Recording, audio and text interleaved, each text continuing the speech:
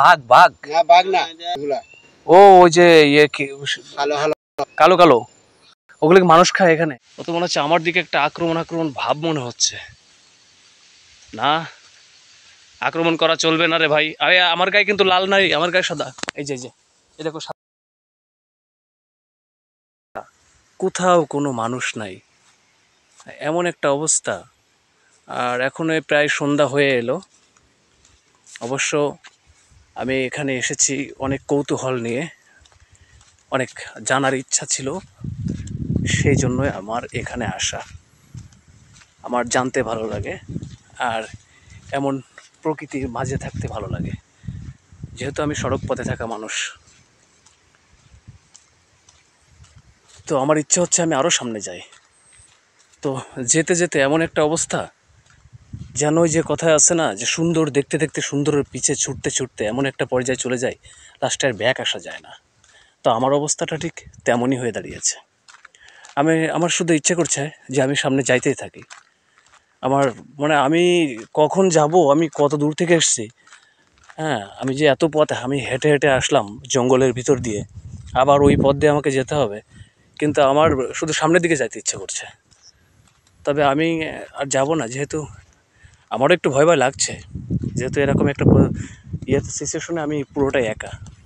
এখানে তো অন্য কোনো কিছুর ভয় বলতে গেলে এখানে সাপের উপদ্রব প্রচুর আকারে, আমি সেটা বরাবরই বলেছিলাম। আর যত সুন্দরের শেষ নাই, সুন্দর যত সামনে যাব তত দেখার মতো কিছু পরিবেশ আছে এখানে, অস্থির সব দেখার মতো। আমার ডিসপ্লেটা কালার না, ক্যামেরাটা খুব কালারফুল না, এই জন্য আমি আমার ফোনটা হয়তো ভালো লাগছে না। তারপরে আমি সুন্দর কালারফুল একটি ভিডিও আমি আপলোড করব, সেটা অবশ্যই ভালো লাগবে। আর সেটাতে আমি এই টোটাল চা বাগান সম্পর্কে আলোচনা করব, এর যে বিস্তারিত আলোচনা করব, এর ইতিহাস তুলে ধরব। হ্যাঁ, এখানে চাষিদের বা যে এই যে চা বাগানে যারা শ্রমিক কাজ করে তাদের জীবন, হ্যাঁ আসলে তাদের জীবন জীবিকা এগুলো তুলে ধরবো। যদিও তাদের দেখা পাচ্ছি না এখানে, হ্যাঁ কোথাও কোনো মানুষ নাই এখানে। এখন আমাকে ফিরে যেতে হবে, কিন্তু এখন সন্ধ্যা হয়ে এলো প্রায়। এই যে সূর্য ডোবা ডোবা অবস্থা। তো আমি আবার সেই গহীন জঙ্গল দিয়েই কিন্তু ব্যাকে যেতে হবে আমাকে। গা ছমছম, কি হয়, কখনো মজার কখনো বা ভয়। তো আমার অবস্থা এখন বর্তমানে তাই। হ্যাঁ, গা ছমছম, কি হয়। যাক, আল্লাহ ভরসা। জানার ইচ্ছা ছিল, আসলাম, জানলাম, দেখলাম। অবশ্য এখনও পুরোটা জানা হয়নি, জানবো। এই অঞ্চলের লোকেদের সাথে কথা বলবো, তাদের থেকে এই ইতিহাসগুলো সংগ্রহ করব, এই তথ্যগুলো সংগ্রহ করে তারপর আমি সেটা নিয়ে ভিডিও তৈরি করব, আর যে ভিডিও আপনারা দেখবেন। তো শুধুমাত্র এখানে যে আসা আমার অনেক কৌতূহল, আমার সেই কৌতূহলের থেকে এখানে আসা। যে এখানে রাবার বাগান সম্পর্কে আলোচনা, তারপরে চা বাগান। হ্যাঁ, কিন্তু অবশ্য আমার এইভাবে করে আসাটা উচিত হয়নি, কখনোই উচিত না। হ্যাঁ, এটা এই সিচুয়েশন এরকমভাবে চলাচল করা খারাপ, খুবই খারাপ। বিশেষ করে এখানে যে এসেছি এখন, অবশ্য আমারও একটু ভয় ভয় লাগছে। তারপরেও যেতে হবে, এখন ব্যাকে যেতে হবে। ডাইন সাইডে কিছু একটা দেখতে পাচ্ছি, মনে হচ্ছে না।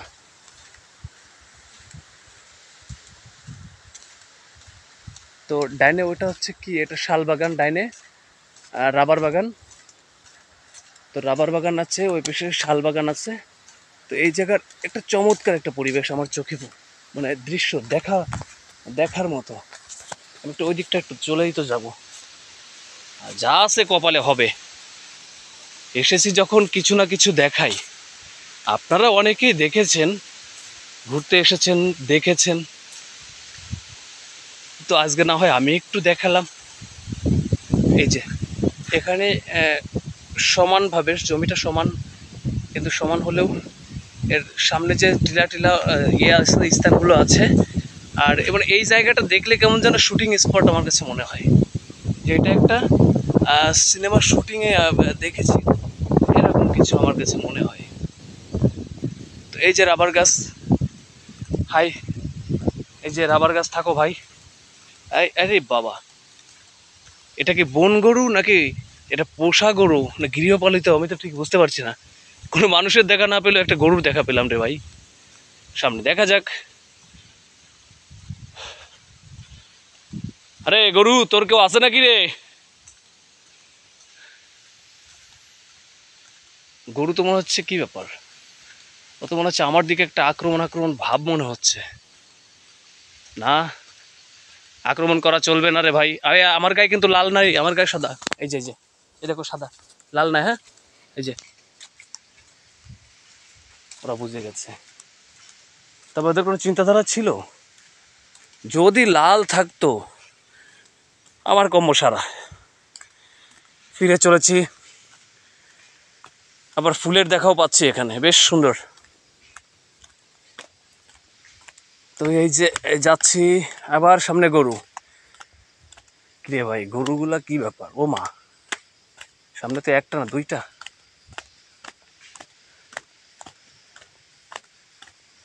দেখা যাক শেষ পর্যন্ত গরুর সাথে আমার কোনো যুদ্ধ হয় কিনা।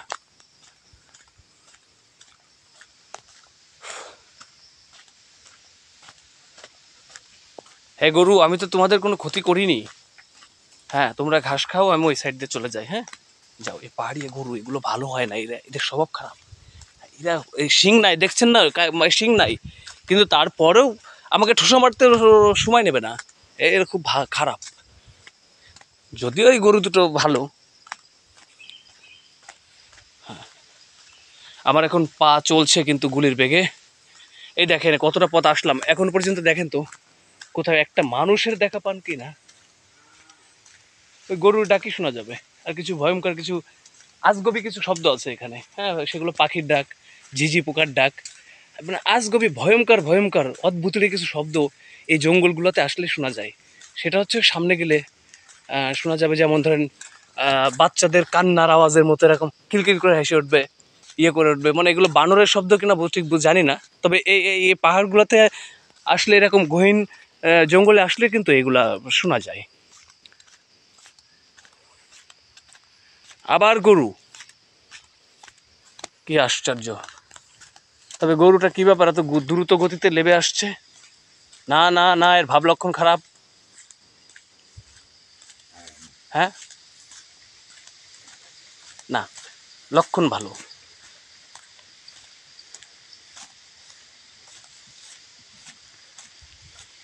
আরে কি ব্যাপার, গরুটা তো দেখি আমার দিকে আসছে, কি আশ্চর্য। ও না, চলে গেছে। দেখছো কাণ্ড। উফ।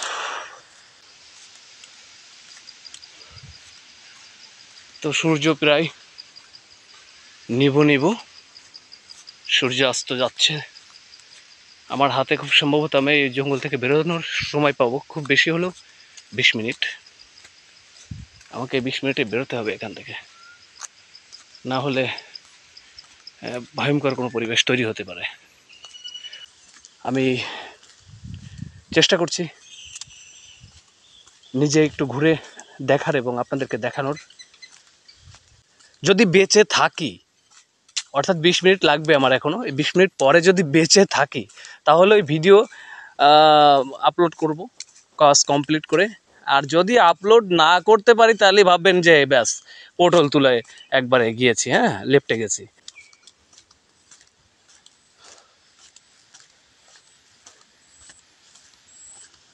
বাঘ বাঘ না বাঘ না, মুচিরা দেখায় এগুলা।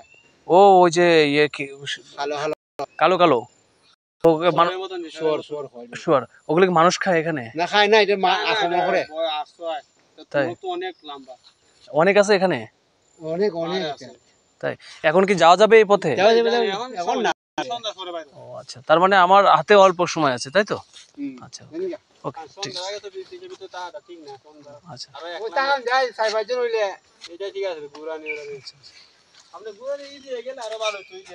ওই ওই সাইডের রাস্তা আছে আর?